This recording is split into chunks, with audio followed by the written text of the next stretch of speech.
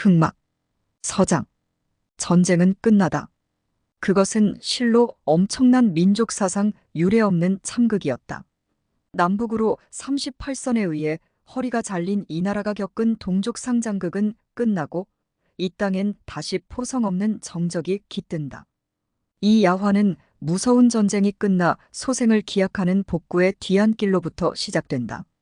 휴전조인 1953년 7월 27일 만 3년 한 개월 남짓 동안 고요한 아침에 나라를 뒤흔들었던 포성을 멈추자는 역사적인 조인이 있었다. 전쟁 만 3년, 휴전회담 만 2년, 고요히 잠든 평화의 일요일. 새벽 하늘을 뚫고 쳐내려온 이들에게 아닌 밤중에 홍두깨식으로 얻어맞은 이 전쟁은 바로 그 홍두깨로 후려갈긴 그들의 요청으로 화해한 꼴이 된 불과 9분간의 조인식으로 끝이 났다.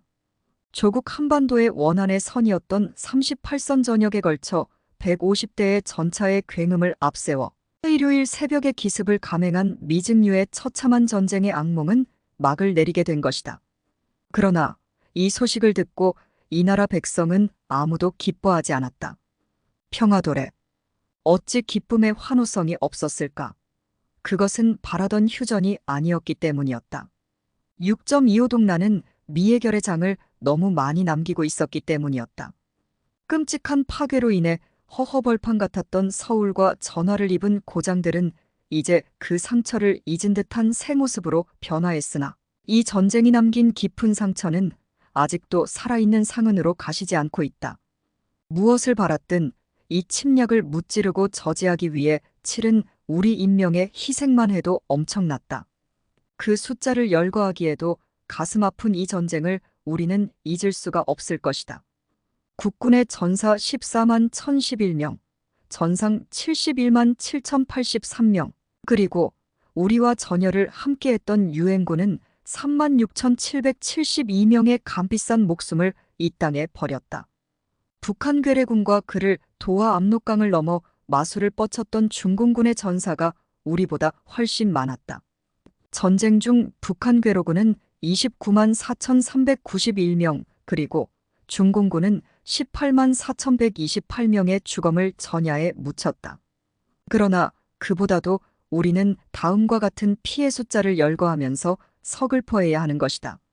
일반 민간 사망자 24만 4763명, 학살당한 자 12만 8936명, 남치된 자 8만 4532명, 부상자 22만 9625명, 행방불명 36만 3212명, 전쟁과 10만 명.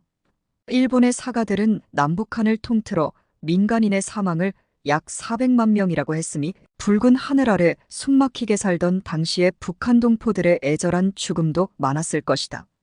이 전쟁으로 눈앞에 다가왔던 통일의 꿈도 일말의 물거품으로 사라져버렸다. 당시 유엔군 총사령관이었고 이 휴전을 성립시킨 마크 W. 클라크 대장은 그의 저서 한국전쟁비사 원명 다뉴브강으로부터 압록강까지 해서 이 전쟁을 다음과 같이 회상하고 규정했다. 우리는 적이 패배하지 않은 채로 그리고 또 전보다도 더 강력하고 위협적인 존재로 남아있다는 의미에서 패전을 한 셈이다. 우리는 그들이 전에는 모르고 있던 것을 가르쳐 주었으며 그들이 이 대가로 지불한 것은 그들 자신의 가치 판단의 척도에서는 값싼 존재인 인명뿐이었다. 이리하여 옛날에 38선에 대치된 소위 휴전선 즉 군사분계선과 이 선을 중심으로 하는 비무장지대가 또다시 기약 없이 이 나라의 허리를 자르고 남북분단의 새로운 상징적 존재로 등장하게 되었다. 우리는 이를 이날 10시에 서명하고 22시에 효력을 발생시킨 휴전협정 본문에서 슬픈 확인을 해보자. 한 개의 군사분계선을 확정하고 쌍방이 이 선으로부터 각기 2km씩 후퇴함으로써 적대 군대 간의 한 개의 비무장지대를 인정하여 완충지대로 함으로써 적대 행위의 재발을 초래할 수 있는 사전의 발생을 방지한다. 승자도 없고 패자도 없는 이 땅에 일단 총성이 멋었고 울분에 찬 격전지의 장병들은 발을 동동 구르면서 불을 내뿜던 총구를 거꾸로 돌렸다. 한편 이역만리 낯선 땅의 참호 속에서 망향의 짙은 향수를 달랠 길 없었던 이국 병사들은 사심없이 본능적인 기쁨과 안도의 함성을 지르는 광경도 보였다. 그리고 길거리를 그렇게도 소란스럽게 누벼대며 휴전 반대와 단독 북진의 데모가 일으키던 격정스럽던 구호도 잠잠해졌다. 어떻게 되는 거야? 뭐 어떻게?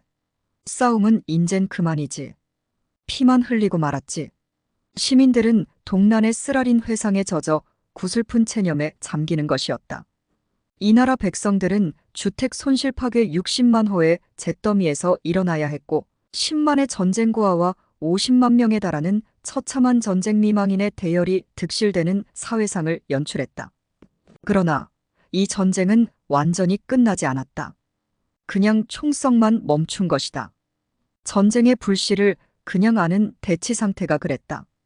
판문점의 조인광경이 그것을 암시하고 있었다.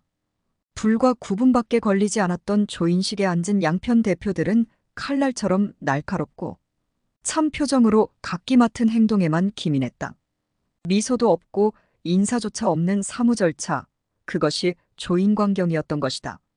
한국 휴전은 상금상금 한국에서 전쟁 폭발의 불길한 위험을 내포내포하고 있다. 휴전은 불안한 협정에 조인하고 있는 유엔 측 대표 해리슨 중장과 공산 측 대표 남일의 불쾌한 분위기 속에서 서명되었다. 그리하여 불구적 평화는 새로운 전쟁의 가능성을 아는 채 이 강토에 깃들었고 멀리 도망갔던 까치가 마을을 찾아 날아왔다. 그러나 이 나라 백성들의 얼굴은 모두 암담했다. 어찌 살아갈 것이요? 그놈의 자식은 죽었는지 살았는지? 소리 없는 한숨이 많았고 남몰래 눈물로 지새워야 할 남편을 잃은 안악들, 전쟁으로 불구가 된 청년들의 자포자기한 갈고리 달린 파리 판치는 암담한 사회가 조성되었다. 어찌되었건 무서운 전쟁이 끝났다.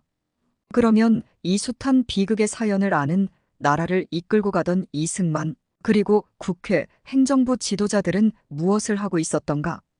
통치자 이승만. 우리 국민은 정치적 관심도가 대단히 높은 것으로 알려져 있고 우리도 그렇게 알고 있다. 따라서 한국인으로서 대통령의 이름을 모르는 사람은 젖먹이나 백치를 빼놓고는 없을 것이다. 그 대통령 이승만은 무엇을 하고 있었던가? 소위 발췌 개헌에 의해 대통령 직선제가 되고 이승만은 국민의 직접 선거에 당선되어 제2기 집권에 들어가 있었다. 백골단이다 따뻘떼다 해서 폭력단을 난무시켜 임시수도 부산의 전국을 뒤흔들어 놓고 최고권력의 자리를 다시 차지한 노인. 뜻있는 사람들이 이 나라 민주주의의 파괴를 통탄하고 나라의 앞날을 걱정했으나 하여간에 만 77세의 이승만은 국민 대다수인 총투표자 수 703만 명 중에서 523만 표를 얻어 거뜬히 제2대 대통령에 취임했다. 전쟁이 아직 계속되고 있을 때의 일이었다. 그리고 이제 7월 27일 전쟁은 끝났다. 이승만은 휴전 조인이 끝난 지 2시간 뒤에 성급히 성명을 발표했다. 나는 정전이라는 것이 결코 싸움을 적게 하는 것이 아니라 더 많게 고난과 파괴를 가져오는 전쟁 파괴적 행동으로 공산 측이 더욱 전진하여 오게 되는 서국에 지나지 않는 것이라고 확신하였기 때문에 정전 조인을 반대하여 왔던 것이다. 그러나 이제 정전이 조인되었음에 나는 정전의 결과에 대한 나의 그동안 판단이 옳지 않았던 것이 되기를 바란다. 한국의 해방과 통일 문제를 평화리에 해결하기 위하여 일정한 시간, 정치회담이 개최되고 있는 동안 우리는 정전을 방해치 아니할 것이다. 그 열띤 정전 반대 운동도 이로써 하지 않겠고 하지 말라는 말이었다. 노정치가는 다시 고정된 전선을 통해 격리된 이북 동포들에게도 막연하나마 용기를 주는 것도 잊지 않았다. 동포여, 희망을 버리지 마시오. 우리는 여러분을 잊지 않을 것이며 모르는 채도 않을 것입니다. 한국 민족의 기본 목표 즉 북쪽에 있는 우리의 강토와 동포를 다시 찾고 구해내자는 목표는 계속 남아있으며 결국 성취되고 말 것입니다. 유엔은 이 목표를 협조하겠다는 것을 확약한 것입니다. 그의 말투는 휴전 조인을 끝까지 반대했던 전날보다 형결 부드러웠고 역시 체념한 태도에서 우러난 어쩔 수 없이 휴전의 기정사실을 인정한 말이었다. 그를 무마하려 온 클라크 유엔군 총사령관에게 가령 그것이 자살을 의미한다고 해도 대한민국은 그대로 싸움을 계속하겠소. 지휘는 내가 직접 할 터이요. 라고까지 했던 그였다. 얼마나 그의 휴전 반대가 강경했는지 클라크는 저서 한국전쟁비사에서 다음과 같이 회상하고 있다.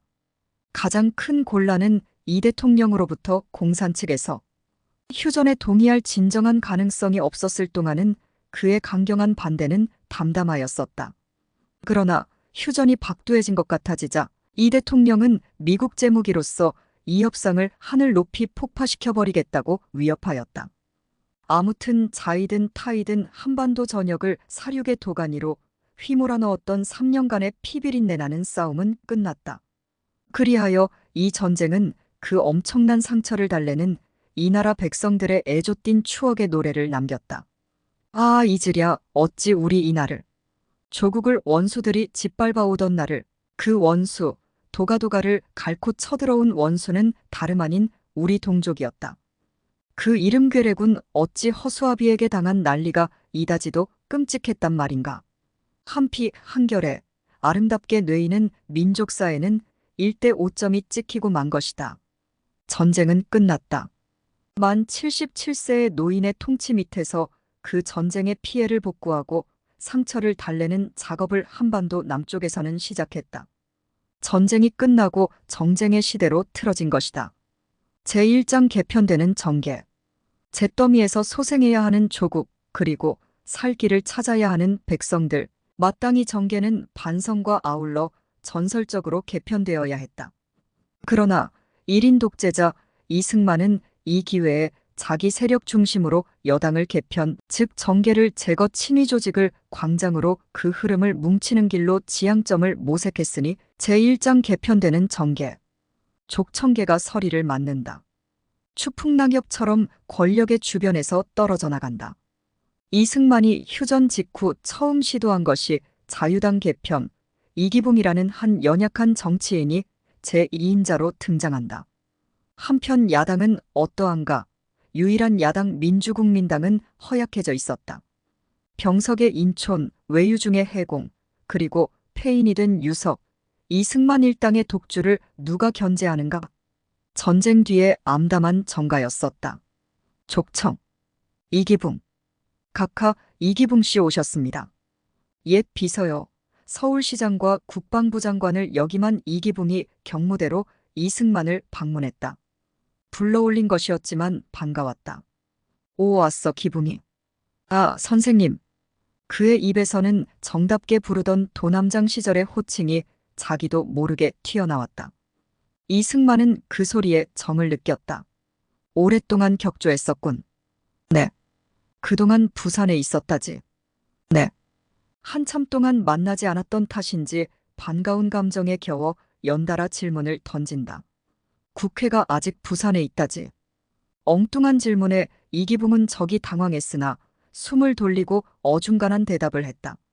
네, 조만간에 국회도 환도할 것이라고 준비 중인 모양입니다. 또 묻는다. 알고 하는지 정말 엉뚱했다. 자유당은 아직 부산에 있나? 네. 족청계라는 것이 뭔가? 연이은 질문은 자꾸 해괴해 가기만 했다. 이기붕은 눈이 휘둥그레졌다. 네. 허허, 민족청년단 계열을 말하는 거지. 이범석이가 보스라지. 족청계, 중국에서 편성된 대한광복군을 이끌고 조국에 돌아온 이범석을 중심한 정치 대력을 두고 막. 그가 귀국 후 수하에 모여드는 구름대 같은 청년들로 묶어 만든 단체. 이른바 조선민족 청년단이 그 이름의 근원이다. 파란 샤스 제복의 이 족청은 민족지상, 국가지상을 내걸고 보스 철기장군을 받들고 좌익 세력 소탕에 전위구시를 했던 조직. 이에 대한 묘한 관심을 표시한 이승만은 이날 이상하게도 잡다한 여러 가지 질문을 던진다. 민의원 선거가 언제지? 내년이지? 네. 현재 민의원 의장이 신익희지? 네, 현재 외유 중입니다. 알어, 참전 16개국 순방 아닌가? 9월에 귀국할 걸. 이 말을 마치고 슬쩍 눈을 크게 떠보인 이승만은 은근한 어조로 묻는다. 이봐, 자유당을 어떻게 했으면 좋겠나? 각하께서는 민주정당 하나를 키우는 것이 소원이라 하셔서 만든 게 아니냐는 뒷말을 다하기도 전에 이승만이 불쑥 입을 열고 가로막았다. 현재의 자유당이 민주정당인가? 서울거리 구경했나? 또 다른 질문. 네, 물론. 초토화했지? 네. 전쟁은 끝났어. 노인 이승만은 피곤한 듯이 한숨을 몰아쉰다. 각하의 통일 비원을 성취 못한 채 이기붕은 짐짓 슬픈 표정을 짓고 함께 한숨을 내쉬었다. 글쎄, 그렇다고 인제까지나 비통만 하고 있겠나? 잡초를 뽑고 새 화초를 심어야지, 재건을 해야지. 일부러 그를 불러올린 이승만은 뭔가 흉중에 털어놓을 일이 있는 모양, 조마조마하게 보였다. 점심했나? 네, 먹고 들어왔습니다. 이리 좀 나와봐. 그들은 뜰로 나갔다. 나란히 구석으로 걸어갔다. 지금은 한창 잔서가 맹위를 떨치고 있다. 머지않아 가을이로군. 네. 노 대통령은 무슨 뜻으로 이기붕을 불렀는가? 전쟁은 끝났으니 이제 내치에 주력해야 한다는 뜻은 알겠다. 그런데 자유당의 안보를 자꾸 묻는다. 그 이면에 무언가 뜻이 있었다. 자유당. 그 출발이 국회 안에서 이승만을 지지하는 세력과 원외에서 이범석이 주동이 되어 이 두 계보가 합해 이루어졌기 때문에 원내 자유당, 원외 자유당이라 해서 분란이 있었고 지금은 족청 계열이 주도권을 쥐고 있는 상황에 있다. 이런 정세하에서 일찍이 그의 비서실장을 지냈고 지난해 국방장관 자리를 신태영 장군에게 넘기고 전혀 야인처럼 피난지에서 살고 있던 이기붕을 불러올린 그의 의도는 무엇이었을까? 이 최고 통치자의 심중은 도저히 헤아릴 수 없었다. 갑자기 노 대통령은 말한다. 암이지? 네. 족청계가 암적인 존재라지. 우거진 나무 그늘에서 소곤소곤대는 이들의 밀화는 아무도 듣지 못했고 또 알려고 하는 자도 거기에는 있을 리 없었다. 총극. 9월에 접어들어 이튿날 즉 2일 이승만은 순박한 노인처럼 기괴한 담화문을 발표했다. 재미있다면 재미가 있는 이색적인 내용이었다. 민국의 1000만 가지 사업이 날로 진전되어 가는 때에 정부의 모든 사업이나 민간 각종 발전에 할 일이 많고 또 재정도 상당히 없게 되는 이때에 제일 곤란한 것이 사람 문제인데 적어도 이날에 2천만 명이라 하며 그 중에 일할 사람이 없다 하면 말이 아니 되며 모든 우리 사람들이 하는 것은 뭐든지 일하는 것에 칭찬을 들을 만한데 뭐든지 사람이 없어서 일이 아니 된다는 것은 말이 아니며 우리가 구해서 그 사람을 못 쓰는 것은 우리가 그 사람들을 몰라서 못 쓰는 것이니 묘한 굴곡이 있는 그의 담화의 뜻은 정부의 인재가 없음을 통탄하는 것이었다.